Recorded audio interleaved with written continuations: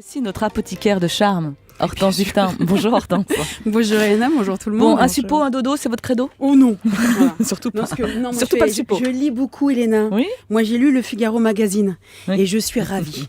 Parce que moi l'automédication, ça fait longtemps que je la pratique à la maison. Ah bon. Alors, quand je dis automédication, attention. Ouais. C'est de l'automédication mais pas sur moi. Je suis pas Sur Pauline, complètement votre folle. fille. Bah quand même, hein, c'est de l'automédication sur les autres. Hein. En fait, je suis un peu le médecin de ma famille. Bien sûr. Bah, des heures et des heures de Dr House, quand même, ça aide. Alors, en plus, sans le savoir, j'ai toujours fait exactement comme ils disent de faire dans le Figaro Magazine. Ouais.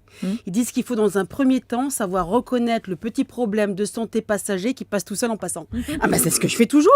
Alors, comment je fais, me direz-vous? Comment Eh faites-vous, ben, Hortense? ce n'est pas compliqué. On ne fait rien et on attend que ça passe. Bah, il n'y a rien de mieux pour savoir si ça va passer que d'attendre que ça passe. Alors, c'est ce qu'on a fait quand mon mari a eu ses calculs rénaux. Ah. On a attendu 8 jours. Ah, bah, c'était dur, hein, surtout la nuit. Bah, surtout pour moi. Essayer de dormir à côté de quelqu'un qui gémit non-stop, c'est difficile.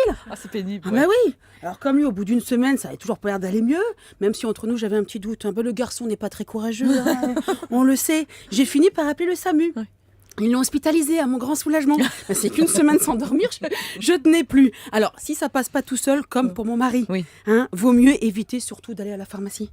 En même temps, nous, ça fait longtemps qu'on va plus faire nos courses à la pharmacie, on n'a plus les moyens. Et tant mieux, parce qu'on apprend aussi en lisant l'article que 50% des médicaments vendus sans ordonnance ne servent à rien, voire sont dangereux. Mais ça fait peur. Il y en a même qui, au lieu de soigner le rhume, nous fileraient un AVC.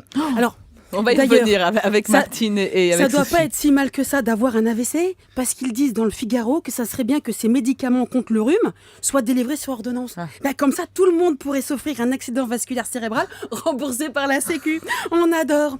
Enfin, quand tout est dit, le mieux, hein, c'est encore de ne pas tomber malade. Oui, merci Hortense pour ces bons conseils.